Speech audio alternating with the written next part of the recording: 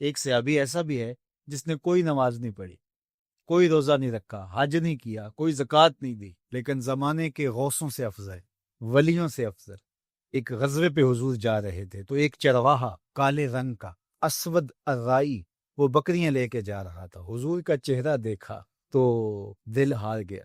حضور نے دعوت دین دی، اس نے کہا کہ میں ان بکریوں کا کیا کروں، یہ تو میرے مالک کی ہے۔ تو کہا کہ تم قلعے کے دروازے پہ جا کے اندر ہانک دو، جب آخری بکری چلی جائے تو تم واپس آ جانا۔ تو وہ واپس آیا، اتنی دیر تک جنگ کی بھٹی گرم ہو چکی تھی، اور وہ آ کر کے شامل ہو جاتا ہے جنگ میں۔ جب لاشیں اٹھائی جانے لگی تو حضور علیہ الصلوۃ والسلام شہید صحابہ کو دیکھ رہے تھے، اور جب یہاں پہنچے تو فرمایا یہ وہ شخص ہے جس نے نہ کوئی نماز پڑھی، نہ روزہ رکھا، نہ زکوٰۃ دی، نہ حج کیا، ادھر سے آیا، در جنت کو شادہ تھا، سیدھا جنت میں چلا گیا۔ نہیں ہے، جب دل ہے تو پھر کوئی دل بر بھی ہوگا۔ غالب نے کہا تھا غم اگرچہ جاں گسل ہے، پہ کیا بچیں کہ دل ہے، غم عشق اگر نہ ہوتا غم روزگار ہوتا۔ جب دل ہے تو پھر کسی کی الفت کا بسیرا بھی ہوگا، کسی کی آرزو، تمنا، خواہش، ہجر کی گھاتیں، وصل کی آرزوئیں، تڑپنا، پیچ و تاب، التہاب، اضطراب، رت جگہ، کسی کے ملنے کی شدید آرزو، یہ سب کچھ دل میں موجود ہوگا۔ اب یہ میرا اور آپ کا انتخاب ہے کہ ہم اپنے دل میں کس کو بساتے ہیں اور کس سے محبت کرتے ہیں۔ یہ تو ہو نہیں سکتا کہ دل محبت سے خالی رہے۔ جس طرح انسان کا ذہن کسی سوچ سے، کسی خیال سے خالی نہیں رہ سکتا، میں اور آپ اگر یہ طے کریں کہ ہم نے کچھ نہیں سوچنا تو ہم یہ سوچ رہے ہوتے ہیں کہ ہم نے کچھ نہیں سوچنا۔ اسی طرح اس گلاس میں اگر پانی نہیں بھریں گے تو اس میں ہوا بھر جائے گی۔ دل کے اندر اگر آپ اللہ اور اس کے رسول کی محبت کو جگہ نہیں دیں گے تو اس کے اندر دنیا کی محبت پیدا ہوگی۔ آپ دیہات کے رہنے والے ہیں، زمین میں کچھ نہیں بوئیں گے تو جڑی بوٹیاں اگائیں گے۔ تو یہ تو طے ہے کہ جب دل ہے تو دل میں کسی کی محبت ہوگی۔ بہت قیمتی اثاثہ ہے انسان کا دل۔ سارے جسم میں سب سے قیمتی چیز قلب ہے، اور پوری زندگی اسی کے گرد گھومتی ہے۔ اللہ کے محبوب علیہ السلام نے فرمایا کہ انسان کے جسم میں گوشت کا ایک ٹکڑا ہے، جب وہ صحیح ہو جائے تو پورا جسم صحیح ہو جاتا ہے، اور جب وہ خراب ہو جائے تو پورا جسم خراب ہو جاتا ہے۔ پھر فرمایا الا وہی القلب، سن لو، گوشت کے اس ٹکڑے کو دل کہتے ہیں۔ اب اس دل میں غیر اللہ کی محبت ڈال کر کے اس کو خراب بھی کیا جا سکتا ہے، شیطان کا ڈیرا دل کے اوپر جمع کر کے اس کو خراب بھی کیا جا سکتا ہے، اور نور حب الہی سے، عشق رسالت مآب صلی اللہ علیہ وآلہ وسلم سے اس کو آباد بھی کیا جا سکتا ہے۔ دیکھیے، محبت آپ جس سے کر رہے ہیں اس کی محبت کے اثرات اس کے مطابق آئیں گے۔ محبتیں برباد بھی کرتی ہیں اور محبتیں آباد بھی کرتی ہیں۔ ایک محبت کے بارے میں غالب نے کہا تھا، عشق نے غالب نکما کر دیا، ورنہ ہم بھی آدمی تھے کام کے۔ اچھے بڑے انسان کے پلے محبت کو چھوڑتی نہیں ہے، کیس کو مجنوں بنا کے رکھ دیتی ہے، حواس باختہ کر دیتی ہے۔ پھرتے ہیں میر خوار کوئی پوچھتا نہیں، اس عاشقی میں عزت سادات بھی گئی۔ ایک وہ محبت ہے کہ بندہ اس محبت کا اظہار کرنے سے ڈرتا ہے اور وہ رسوائے زمانہ بنا دیتی ہے، اچھے بھلے بندے کو نکما کر دیتی ہے، عزت سادات بھی ختم ہو جاتی ہے۔ لیکن آج ہم جس محبت کو عنوان بنائے اس کانفرنس کا انعقاد کیے ہوئے ہیں، وہ ذرہ نواز محبت ہے، وہ بندہ نواز محبت ہے، وہ پستیوں سے اٹھا کے اوج ثریا کی بلندیوں تک پہنچا دیتی ہے۔ یہ وہ محبت نہیں ہے جو غالب جیسے پڑھے لکھے شخص کو بھی نکما کر دے، میر تقی میر جیسے عالی مرتبت شخص بھی کہنے پہ مجبور ہو کہ اس نے پلے کچھ نہیں چھوڑا، عزت سادات بھی لے اڑی۔ لیکن یہ حبشی کی عزت اتنی بڑھاتی ہے جس محبت کی میں کہانی چھیڑنے لگا ہوں، کہ میرے حضور معراج سے واپس پلٹتے ہیں اور بلال حبشی سے کہتے ہیں کہ تو کون سا نیک عمل کرتا ہے، میں نے جنت میں تیرے قدموں کی آہٹ سنی۔ تو اس محبت نے سرفراز کر دیا، اس محبت نے سر بلند کر دیا۔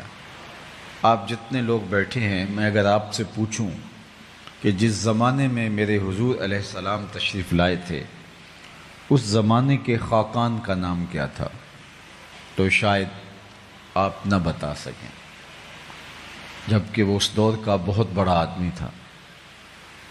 چلے میں یہ پوچھتا ہوں، اس دور کے کیسر کا نام کیا تھا؟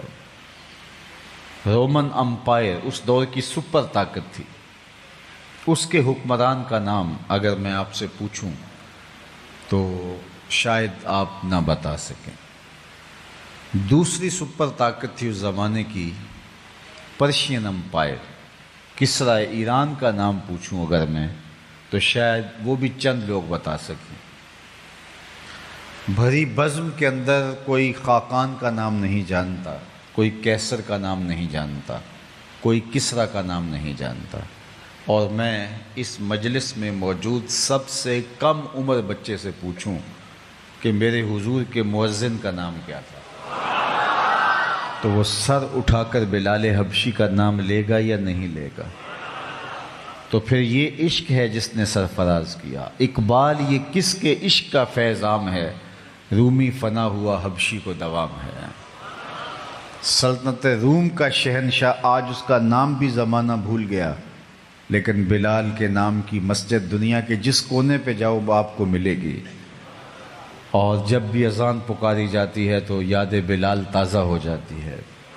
تو یہ ہے بندہ نواز عشق، یہ ہے سرخرو عشق، یہ ہے کامیاب عشق، یہ ہے ذرہ نواز عشق، یہ پستیوں سے اٹھا کے اوج ثریا تک پہنچا دینے والا عشق ہے، یہ سر بلند کرتا ہے، یہ عزت افزائی کرتا ہے۔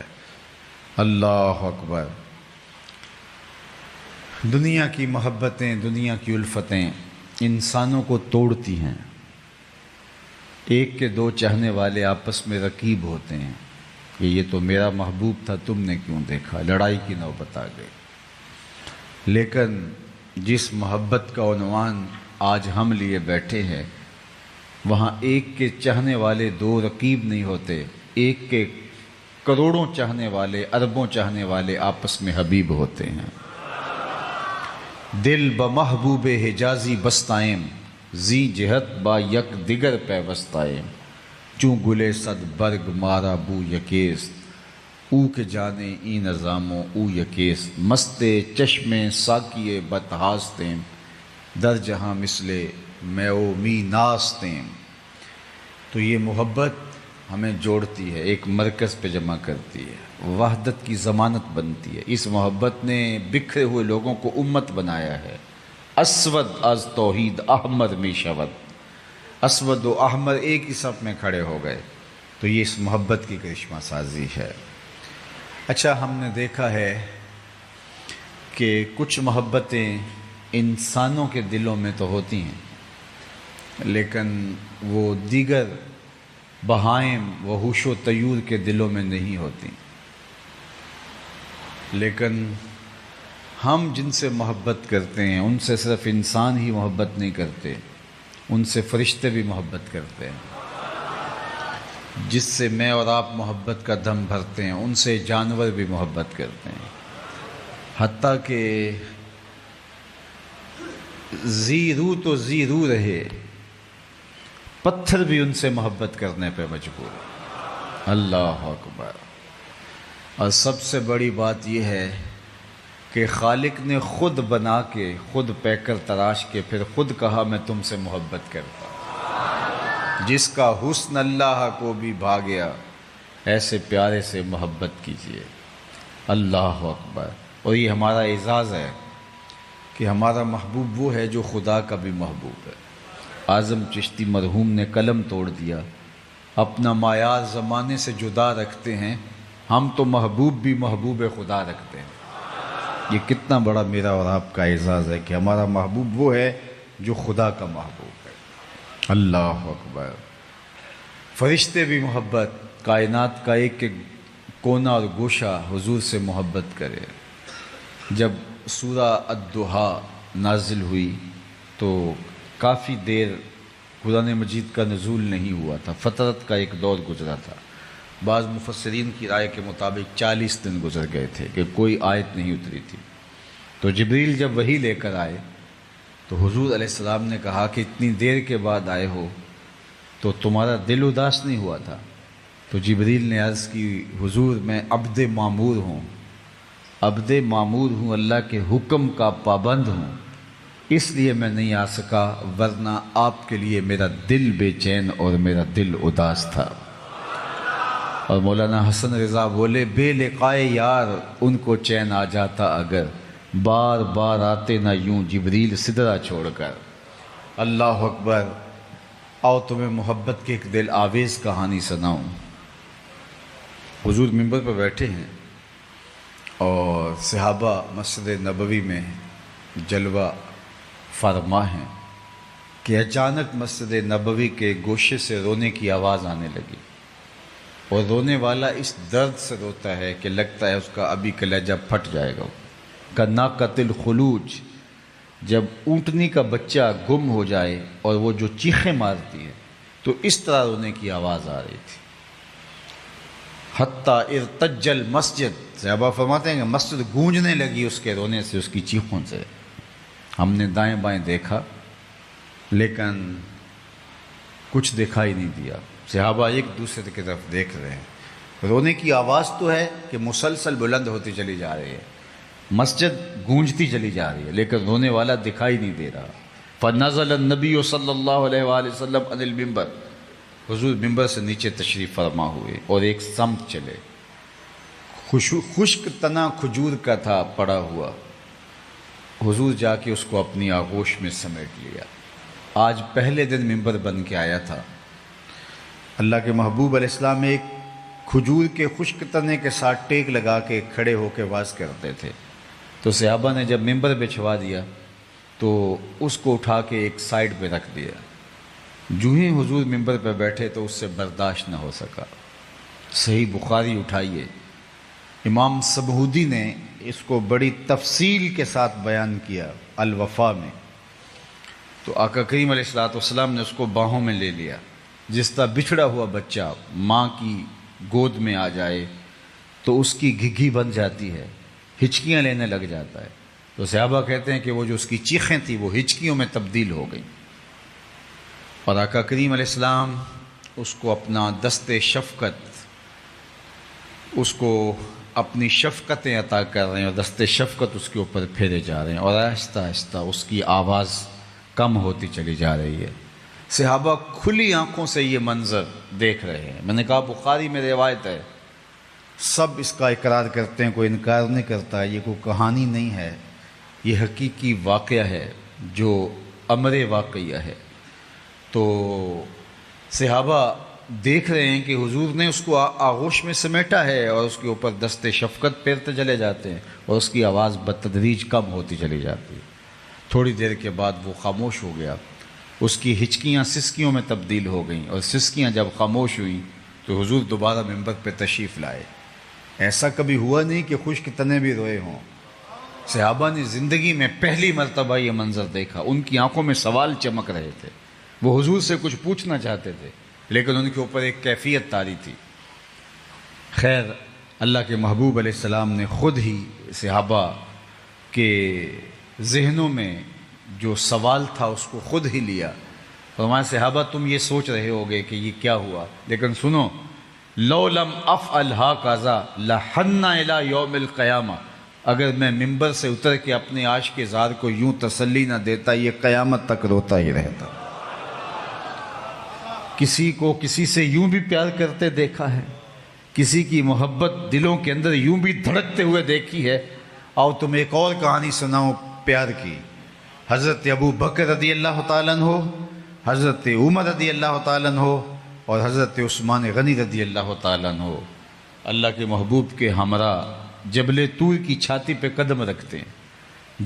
جو ہی حضور کے قدم آئے تو اس نے جھومنا شروع کر دیا۔ جس کے گھر میں محبوب چل کے آ جائے وہ تو رقص کرے گا، تو اس نے جھومنا شروع کر دیا۔ تو اللہ کے محبوب نے زور سے قدم مارا، میں اثبت احد فانما علیک نبی و صدیق و شہیدان، اے پہاڑ ٹھہر جا، تیرے اوپر اللہ کا ایک نبی ہے، ایک صدیق اور 2 شہید۔ تو پہاڑ فوراً ٹھہر گیا۔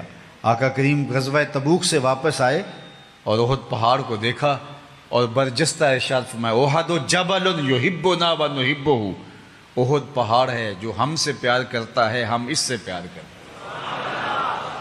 پتھر کے کلیجے کے اندر بھی حضور کی محبت رکھی ہے۔ امام ابن سیرین رضی اللہ تعالی عنہ جو تعبیر الرؤیا میں بہت بڑا نام رکھتے ہیں، وہ اس حدیث کی روایت کرتے یہ استن حنانہ کے رونے کی، اور پھوٹ پھوٹ کے زاروں کے تار روتے، تو کہتے حضور کا پیار تو خشک تنوں کے سینوں کے اندر بھی رکھا ہوا ہے، ہم تو سینے کے اندر تڑپتا ہوا دل رکھتے ہیں۔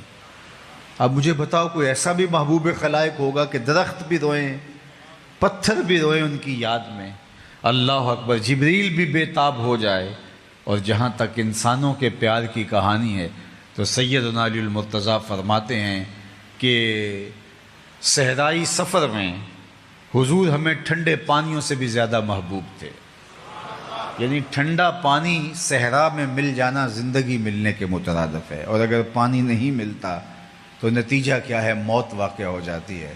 تو یہ کہنا چاہ رہے ہیں سیدنا علی المرتضیٰ کہ حضور ہمیں جان سے بھی زیادہ عزیز تھے، حضور ہمیں ٹھنڈے پانیوں سے بھی زیادہ مرغوب اور محبوب تھے، اللہ اکبر۔ اور فرمایا اتنی دیر تک تم میں سے کوئی شخص کامل مومن نہیں ہو سکتا جب تک حضور علیہ الصلاۃ والسلام سے جو ہے وہ محبت نہ کرے۔ لا یؤمن احدکم حتی اکون احب الیہ من والدہ و ولدہ والناس اجمعین، میرے اور آپ کے آقا مولا مرشد دل و قلب و نگاہ نے ارشاد فرمایا کہ اتنی دیر تک کوئی کامل مومن نہیں ہو سکتا جب تک مجھے ہر شے سے زیادہ، اپنے ماں باپ سے، اپنی اولاد سے زیادہ مجھے محبوب نہ جان لے۔ اور جنہوں نے پھر حضور سے پیار کیا، حضور سے محبت کی، زمانہ جانتا ہے کہ ان کی محبت کے رنگ کتنے انوکھے اور کتنے البیلے تھے۔ جناب سیدنا صدیق اکبر رضی اللہ تعالیٰ عنہ کی محبت دیکھیے، جان بھی قربان حضور کی راہوں میں، اللہ اکبر، اپنا مال بھی حضور کی راہوں میں قربان، اپنی اولاد بھی حضور کی راہوں میں قربان، اللہ اکبر، یہ محبت کا رنگ ہے، اللہ اکبر۔ حضرت سیدنا صدیق اکبر کی محبت کا ایک اسلوب دیکھیے کہ جب بھی وہ حضور سے مخاطبت کرتے، اور یہ تمام صحابہ کا طریق تھا کہ وہ مخاطبت کا انداز یہ رکھتے، فدا کا امی و ابی یا رسول اللہ، حضور میری ماں اور میرے باپ آپ پہ قربان ہوں، اس سے بغیر بات نہیں کرتے تھے۔ جب غار ثور میں اترے اور مختلف سوراخ پائے تو ان کو بند کر دیا، اور ایک سوراخ بچ گیا، یا ایک روایت کے مطابق 2 سوراخ، تو ان میں اپنی ایڑی یا ایڑیاں رکھ لیں، اور پھر کہا جان عالم اندر تشریف لائیے۔ تو حضور تشریف لائے اور سیدنا صدیق اکبر رضی اللہ تعالیٰ عنہ کی گود میں حضور نے سر رکھا اور استراحت فرمانے لگے۔ صدیق اکبر کی گود میں حضور کا سر تھا، لگتا ہے رحل میں قرآن رکھا ہوا ہے۔ ادھر سے سانپ نے جب سارے راستے مسدود پائے اور ایک جگہ انسانی گوشت دیکھا تو اس نے ڈنگ لگایا۔ اچانک تو چونٹی بھی کاٹ جائے تو انسان کپ کپا کے رہ جاتا ہے، اور وہ ایک زہریلا سانپ تھا، اس نے آپ کی ایڑی پہ ڈنگ مارا۔ حضرت صدیق اکبر رضی اللہ تعالیٰ عنہ نے اپنی ٹانگ کو جنبش نہیں آنے دی۔ صحیح بخاری اٹھائیے، مخافۃ ان یتنبہ رسول اللہ صلی اللہ علیہ وآلہ وسلم، اس ڈر سے کہ کہیں حضور بیدار نہ ہو جائے، اس خوف سے اپنی ٹانگ کو جنبش نہیں آنے دی کہ حضور استراحت کر رہے ہیں تو آقا کریم کے آرام میں خلل نہ آئے۔ اور سانپ ڈنگ پہ ڈنگ لگا رہا ہے، ٹانگ میں زہر سرایت کر رہا ہے۔ کتنی مشکل صورتحال تھی، لیکن زور سے اپنی ٹانگ کی طرف توجہ رکھی کہ یہ ہلنے نہ پائے اور حضور کہیں بیدار نہ ہو جائیں، اور ڈنگ پہ ڈنگ سہ رہے ہیں، اس کی ٹیسیں، اس کا درد برداشت کر رہے ہیں، اور ساری توجہ اس پہ جم گئی کہ میری ٹانگ کو جنبش نہ آئے۔ ادھر آنکھ کی طرف توجہ نہ گئی اور آنکھ سے بے اختیار آنسو ڈھل پڑے اور وہ حضور کے رخسار نور پہ گرے۔ تو آقا کریم بیدار ہوئے، تو آقا کریم نے بیدار ہوتے ہی کہا، ما لک یا ابا بکر، ابو بکر کیا ہوا؟ تو یہ تھی ہنگامی صورتحال۔ آپ کسی سے ادب، محبت، پیار، الفت کا تعلق رکھتے ہوں اور اس کو بلانے سے قبل 20 القاب لیتے ہوں، لیکن ہنگامی صورتحال کے اندر آپ سارے القاب بھول جاتے ہیں۔ آپ کی ہمسائیگی میں بہت بڑا مفتی شہر بستا تھا، آپ جب ملتے تھے گھر سے نکلتے، وہ بھی گھر سے نکلتا، تو آپ ادب سے ہاتھ بھی چومتے تھے، حضرت، والا، جناب اعلیٰ، کیا کیا القاب لے کے پکارتے تھے۔ لیکن اچانک آپ کے گھر میں چور گھس آئے تو آپ نے مدد کے لیے پکارنا تھا، تو آپ نے قبلہ مفتی صاحب، جناب والی، ہمارے گھر میں چور گھس آئے، ایسے تو نہیں کہیں گے، آپ تو چور چور کی دہائی دے دیں گے، اس لیے کہ وقت اتنا تھوڑا ہے کہ اگر وہ القابات لینے شروع کر دیے تو اتنی دیر تک تو گھر کا صفایا ہو جائے گا، اور انسان ہنگامی حالت کے اندر القاب بھول جاتا ہے۔ لیکن قربان ابو بکر تیرے عشق پہ، تیری محبت پہ، جب سانپ ڈنگ پہ ڈنگ لگا رہا ہے اور بدن میں زہر سرایت کر رہا ہے، آنکھوں سے آنسو ڈھلا اور حضور کے رخسار پہ گرا، آقا کریم بیدار ہوئے، کہا، ما لک یا ابا بکر، ابو بکر کیا ہوا؟ تو فوراً پکار اٹھتے نا، حیاتن حیاتن، سانپ سانپ، یا کہتے لدغت لدغت، لیکن نہیں، تاریخ پڑھیے، بخاری کی روایت ہے، حضرت ابو بکر رضی اللہ تعالیٰ عنہ بولے، لدغت فداک امی و ابی یا رسول اللہ، حضور میری ماں بھی آپ کے قدموں پہ قربان، میرا باپ بھی آپ کے قدموں پہ قربان، مجھے سانپ نے ڈس لیا ہے۔ اس مشکل صورتحال کے اندر بھی ادب کا کرینہ نہیں چھوڑا، الفت کا طریقہ نہیں چھوڑا، یہ تھا عشق، یہ ہے محبت، یہ ہے پیار ان کا۔ سیدنا عمر رضی اللہ تعالیٰ عنہ دیکھیے، اللہ اکبر، ایک یہودی اور ایک منافق کے مابین جب کسی معاملے میں تنازع ہو جاتا ہے اور وہ حضور کے پاس آتے ہیں، آقا کریم دونوں کی بات سنتے ہیں، فیصلہ تو میرٹ پہ ہی ہونا تھا، حضور نے یہودی کے حق میں فیصلہ کر دیا، اللہ اکبر۔ تو وہ جو نام نہاد منافق تھا، نام نہاد مسلمان تھا، اس کو یہ گوارا نہ ہوا، اس نے کہا کہ میں مسلمان ہوں، کلمہ پڑھتا ہوں، فیصلہ تو میرے حق میں ہونا چاہیے تھا۔ تو اس نے باہر نکل کے کہا، یہ فیصلہ ہمیں حضرت عمر کے پاس لے جائیں گے، چونکہ حضرت عمر کفار کے بارے بہت سخت تھے، اسے لگا کہ جب وہ یہ سنیں گے کہ یہ کافر ہے اور میں مسلمان ہوں تو بس کام بن جائے گا۔ تو حضرت عمر کے پاس پہنچے، ساری کہانی سنائی، تو حضرت عمر نے اس یہودی سے کہا، اب تم بات کرو۔ اس نے کہا، میری 2 لفظی بات ہے، اس مقدمے کا فیصلہ آپ کے آقا و مولا میرے حق میں کر چکے ہیں۔ حضرت عمر نے اس سے پوچھا، کیا واقعی ایسا ہے؟ اس نے کہا جی۔ کہا ٹھہرو، پھر اندر گئے اور واپس آئے تو ہاتھ میں تلوار تھی، اور اس منافق کی گردن کاٹتے ہوئے حضرت عمر نے کہا، ہا قاضا عقدی لمن لم یرد بقضاء اللہ و رسولہ، جو اللہ اس کے رسول کے فیصلے کو نہیں مانتا، عمر اس کا فیصلہ ایسے ہی کرتا ہے۔ شور مچ گیا کہ عمر نے ایک کلمہ گو کو قتل کر دیا۔ باقاعدہ احتجاجی جلوس لے کر اس کے رشتہ دار حضور کے پاس گئے، کہ عمر نے ایک کلمہ گو کو قتل کر دیا ہے. تو حضور نے فرمایا بلاؤ عمر کو. عمر فاروق کو بلایا گیا قبل اس سے کہ حضرت عمر آتے اور بتاتے کہانی کیا ہوئی، صورتحال کیا ہوئی، قتل کیوں کیا. حضرت عمر کے پہنچنے سے پہلے جبریل پہلے پہنچ گئے اور یہ آیت کریمہ نازل ہوئی فلا وربک لا یؤمنون حتی یحکموک فیما شجر بینہم. محبوب مجھے تیرے رب کی قسم، مجھے تیرے رب ہونے کی قسم. اللہ اکبر. ذرا دیکھیے انداز.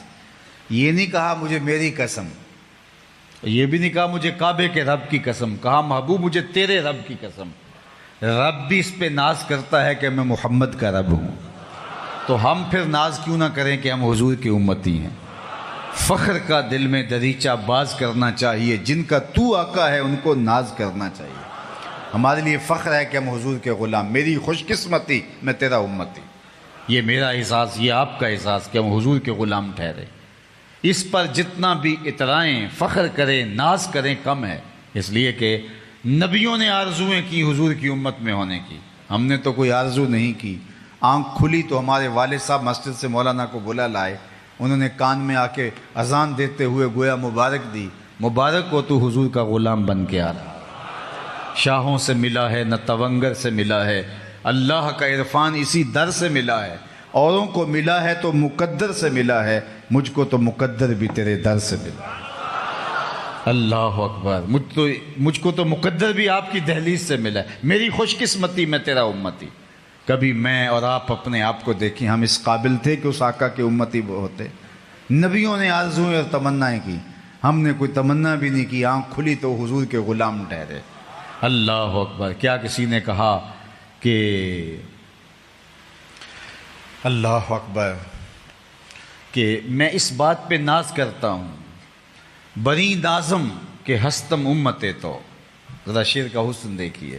میں ترجمہ نہ بھی کروں گا تو پھر بھی یہ شعر آپ تک پہنچ گیا چونکہ یہ بہت آسان فارسی ہے. بری نازم کہ ہستم امتے تو. میں اس بات پہ ناز کرتا ہوں کہ حضور میں آپ کا امتی ہوں. بری نازم کہ ہستم امتے تو گناہ گارم و لیکن خوش نصیبم. گناہ گارم و لیکن خوش نصیب. میری خوش قسمتی میں تیرا امت. یہ میرے اور آپ کے وقت. تو رب کہتا ہے فلا و رب کا، محبوب مجھے تیرے رب کی قسم. یہ تو کہتے ہیں کہ مومن کو قتل کر دیا. لا یؤمنون حتی یحکموک فیما شجر بینہم.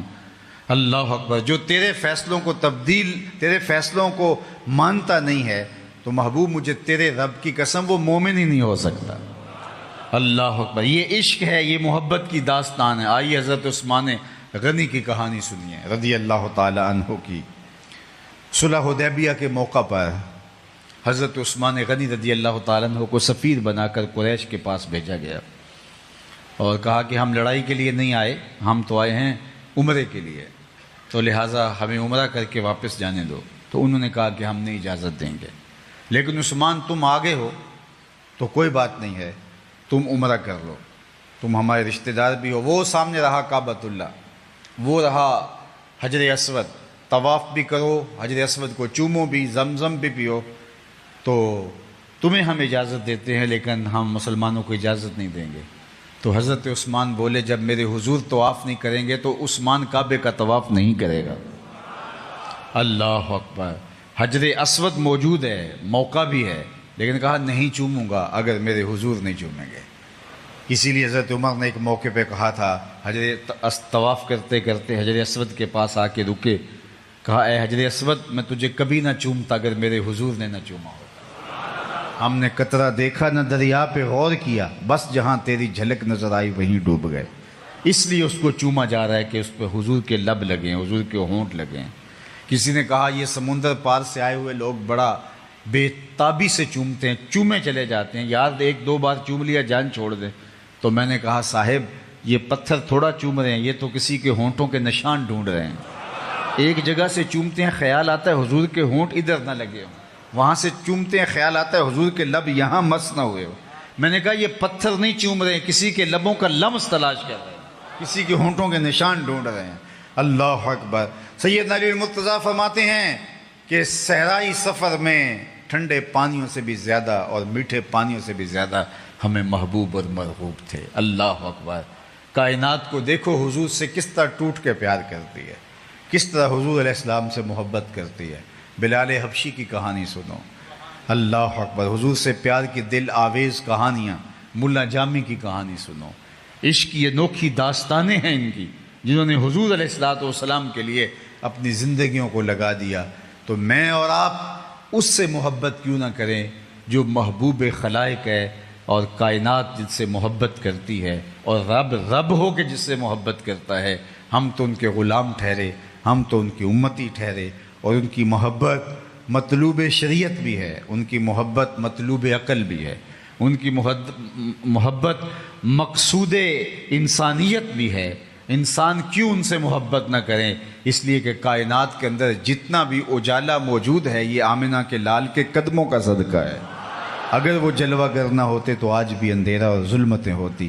تو میں اور آپ اپنی زندگی کا ایک ایک گوشہ ان کے نام لگائیں گے۔ اور صاحب میں آپ سے عرض کروں گا، حضور سے کون والی محبت کرنی ہے؟ کس طرح کی محبت؟ جو صرف نوک زباں پہ ہو، وہ محبت شریعت کا مطالبہ ہے۔ جو صرف ہمارے ظاہری لہجوں کے ساتھ جڑی ہوئی محبت ہے، اس محبت کا شریعت نے مطالبہ کیا نہیں۔ اس محبت کا مطالبہ شریعت اسلامیہ نے ہم سے کیا ہے جو اطاعت سے جڑی ہو، جو فرما برداری سے جڑی ہو۔ جو محب ہوتا ہے وہ محبوب کی اداؤں کو اختیار کرتا ہے۔ محبوب کا حکم تو وہ جان وار کے بھی پورا کرتا ہے، وہ محبوب کی خوشنودی کو بھی سمجھ رہا ہوتا ہے، محبوب کی چاہت کیا ہے، محبوب کی مرضی کیا ہے۔ مدینہ المنورہ کی ایک گلی سے حضور گزر رہے ہیں تو ایک ایسا گھر بن رہا تھا جو طرز تعمیر حضور کو پسند نہیں تھا۔ رکے، پوچھا یہ مکان کس کا ہے؟ کہا فلاں انصاری کا۔ حضور نے کچھ نہیں کہا، گزر گئے۔ کسی نے اس انصاری صحابی کو مل کے کہا، حضور گزرے تھے، تیرا مکان دیکھا تھا، چہرے پہ پسندیدگی کے آثار نہیں آئے۔ 2-4 دن کے بعد آقا کریم کا دوبارہ گزر ہوا تو وہاں ملبے کا ڈھیر پڑا ہوا تھا۔ آقا کریم نے فرمایا اس صحابی کو بلایا جائے۔ بلایا گیا، فرمایا میں گزرا تھا، تیرا مکان دیکھا تھا اور اب ملبے کا ڈھیر دیکھ رہا ہوں۔ عرض کی حضور میں نے گرا دیا ہے۔ فرمایا کیوں؟ عرض کی سنا تھا آپ کو پسند نہیں۔ میں اور آپ سر سے لے کر پاؤں تک دیکھیں، ہمارا کیا کیا حضور کو پسند نہیں۔ عقیقے سے لے کے ولیمے تک دیکھیں، ہمارا کیا کیا حضور کو پسند نہیں۔ نجی زندگی سے لے کے امور سیاست تک دیکھیں، ہمارا کیا کیا حضور کو پسند نہیں۔ محمد دی زیارت محمد دے رنگ وچ۔ اگر ہم ان سے پیار کرتے ہیں تو پھر ہم ایسا پیار کریں کہ ہم دور سے پہچانے جائیں کہ ہم حضور کے غلام ہیں۔ یہ نہ ہو کہ نوک زباں پہ عشق رسول کا دعویٰ لیکن ہمارا ظاہری حلیہ بتائے کہ ہم پیار کسی اور سے کرتے ہیں، ہمارے رویے بتائیں کہ ہم کسی اور تہذیب کے دل دادا ہیں، ہمارا طرز زندگی بتائے کہ ہماری خواہشات کا قبلہ اور ہے، ہماری آرزوؤں کا کعبہ اور ہے، لیکن زبان سے ہم یہ کہیں کہ ہم سب سے زیادہ پیار حضور سے کرتے ہیں تو صاحب نہیں۔ اگر ہماری زبان اس بات کی مدعی ہے کہ ہم حضور سے پیار کرتے ہیں تو ہمارے روز و شب بتائیں کہ ہاں ہمیں حضور ہی محبوب ہیں، ہماری شادیاں بتائیں ہمیں حضور ہی محبوب ہیں، ہمارے عقیقے اور ولیمے بتائیں ہمیں حضور سے ہی محبت ہے، ہمارا انداز حیات بتائے کہ ہم حضور سے ہی چاہت اور محبت کا ربط اور رشتہ رکھتے ہیں، ہماری زندگی گواہی دے کہ یہ شخص ٹوٹ کے رسول اللہ صلی اللہ علیہ وآلہ وسلم سے پیار کرتا ہے۔ ابھی میں کہیں بتا رہا تھا کہ ایک صحابی آئے اور انہوں نے حضور سے سلام لینا چاہا، آقا کریم نے اعراض کیا، رخ پھیر لیا۔ وہ سمجھے شاید حضور نے ایسا کیا ہے، اور ایسا اتفاقاً بھی ہو جاتا ہے، ہمارے ساتھ بھی ایسا ہوتا ہے۔ رش میں ایک بندہ ادھر سے سلام کر رہا ہے، ایک ادھر سے کر رہا ہے، تو بعض کا کوئی بندہ نظر انداز ہو جاتا ہے تو وہ قصد نہیں ہوتا، تو وہ ادھر سے جدھر حضور کا رخ ہوا تھا ادھر سے جا کے سلام عرض کرنے لگے، تو حضور نے پھر اعراض کیا۔ وہ سمجھ گئے کہ یہ تو ناراضگی ہے، لیکن انہیں یہ سمجھ نہیں آ رہا تھا کہ ناراضگی کی وجہ کیا ہے۔ وہ ایک مدت کے بعد آئے تھے، انہیں یہ سمجھ نہیں آ رہی کہ ناراضگی کی وجہ کیا ہو سکتی ہے۔ وہ صحابہ سے پوچھتے پھرتے ہیں، بلال تم بتاؤ حضور ناراض کیوں ہیں؟ عمر تم بتاؤ حضور ناراض کیوں ہیں؟ عثمان تم بتاؤ حضور ناراض کیوں ہیں؟ ہمارا بزرگ، ہمارا استاد، ہمارا باپ، ہمارا مرشد ہم سے ناراض ہو جائے اور ہمیں معلوم نہ ہو تو ہم پہلے ناراض ہو جاتے ہیں، لیکن یہ پوچھتے پھرتے ہیں کہ بتاؤ حضور ناراض ہیں، مجھے تو سمجھ نہیں آ رہی، آپ کو کوئی اندازہ ہے ناراضگی کی وجہ کیا ہو سکتی ہے؟ تو انہوں نے غور کیا اور کہا ہاں تو نے یہ جو سونے کی انگوٹھی پہن رکھی ہے یہ ناراضگی کی وجہ ہو سکتی ہے، حضور اس کو منع فرما چکے ہیں، یہ عورت کے لیے جائز ہے، مرد کے لیے جائز نہیں، اس کو آتش دوزخ کا انگارہ قرار دے دیا حضور نے، تو ناراضگی کی شاید یہ وجہ ہو۔ وہ آگے بڑھے، انگوٹھی اتار کے کہا حضور اس وجہ سے ناراض ہیں، یہ رہی۔ آقا کریم نے انگوٹھی پکڑی اور یوں پھینک دی۔ ناراضگی کی وجہ یہی تھی، ناراضگی ختم ہو گئی، بیٹھ کے مجلس جاری ہوئی، ایک دیر تک بیٹھے رہے، باتیں چلتی رہیں، گفتگو اختتام کو پہنچی، لوگ اٹھ کے گھروں کو پلٹنے لگے، تو یہ بھی واپس پلٹے تو کسی نے اشارہ دیا وہ انگوٹھی تو اٹھا لو، تم تو شرعاً نہیں پہن سکتے، تمہاری بیوی تو پہن سکتی ہے، قیمتی دھات ہے اٹھا لو۔ تو سنو اس صحابی نے کیا کہا، اس نے کہا واللہ لا آخذہ ابدا وقد طرحہ رسول اللہ صلی اللہ علیہ وآلہ وسلم، اللہ کی قسم یہ پڑی رہے کبھی نہیں اٹھاؤں گا جس کو میرے حضور نے پھینک دیا ہے۔ اب میں اور آپ دیکھیں کہ ہم کوئی ایسی عادت تو نہیں اٹھائے پھر رہے جس کو حضور نے پھینک دیا، کوئی ایسا رویہ تو نہیں اٹھائے پھر رہے جس کو حضور نے پھینک دیا، کوئی ایسی دوستی تو نہیں اٹھائے پھر رہے جس کو حضور نے پھینک دیا ہے۔ ہم تو اتنے ظالم لوگ ہیں کہ حضور کی ناپسندیدہ چیزوں کو سینے سے لگائے عشق رسول کا دعویٰ کر رہے ہوتے ہیں۔ کیسی کیسی دوستیاں ہیں حضور کا نام لینے والوں کی۔ پاکستان میں ایک اندازے کے مطابق 10,000 لوگ ایک سال میں صرف بیرون ملک جانے کے لیے اپنے آپ کو مرزائی لکھتے ہیں، صرف بیرون ملک جانے کے ایک سال میں 10,000 لوگ اپنے آپ کو مرزائی لکھ رہے ہیں۔ اور مجھے بتائیے کیسا دعویٰ عشق ہے، کیسے ممکن ہے، کیسے حوصلہ اور جگرا ہوتا ہے کہ کوئی بندہ اپنے آپ کو گستاخان رسول کی فہرست میں شامل کر دے۔